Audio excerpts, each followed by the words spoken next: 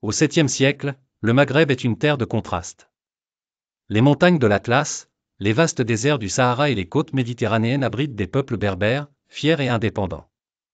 Ces tribus, connues sous le nom d'Imazigènes, ont résisté aux Romains, aux Vandales et aux Byzantins. Leur société est organisée en clans, et leur spiritualité est un mélange de croyances animistes, de judaïsme et de christianisme. Mais tout est sur le point de changer. À l'est, dans la péninsule arabique, une nouvelle force émerge, l'islam. En quelques décennies, les armées arabes, portées par leur foi et leur soif de conquête, vont bouleverser le destin du Maghreb.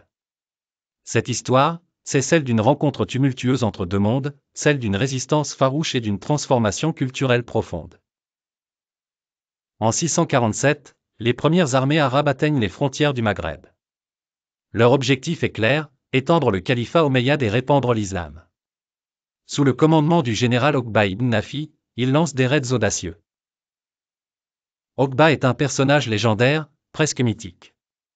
On raconte qu'il aurait chevauché jusqu'à l'océan Atlantique, poussant son cheval dans les vagues en criant « Ô Dieu, si la mer ne m'arrêtait pas, je continuerai à porter ta parole jusqu'aux terres inconnues. » Mais la réalité est moins romantique. Les Arabes rencontrent une résistance acharnée. Les Berbères, farouchement attachés à leur liberté, ne se laissent pas soumettre facilement. Les batailles sont sanglantes, et les Arabes doivent adapter leur stratégie. Ils alternent entre la force brute et la diplomatie, cherchant à rallier certaines tribus à leur cause. Parmi les figures les plus fascinantes de cette époque, il y a Dia, surnommée la Kahena, la prophétesse. Reine guerrière et chef de la tribu des Jarawa, elle incarne la résistance berbère.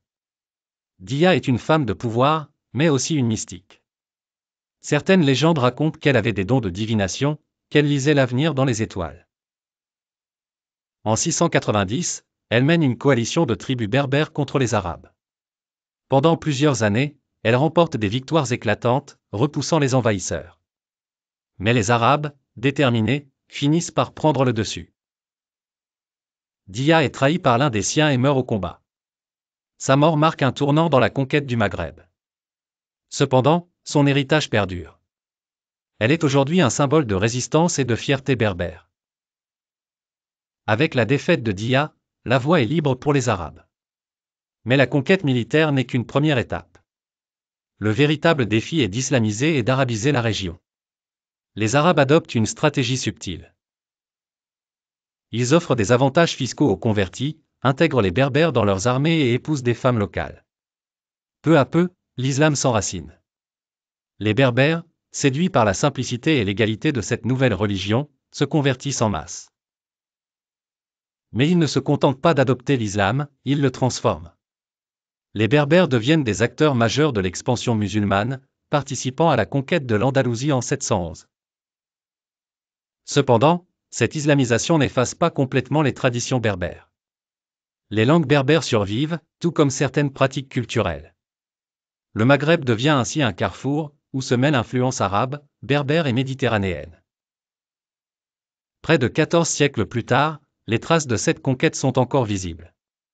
Les mosquées anciennes, comme celle de Kérouan en Tunisie, témoignent de cette époque.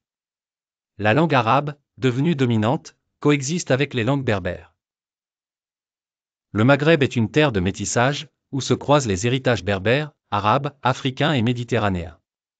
La conquête arabe n'a pas effacé le passé, elle l'a enrichi, créant une culture unique, fière de ses racines multiples.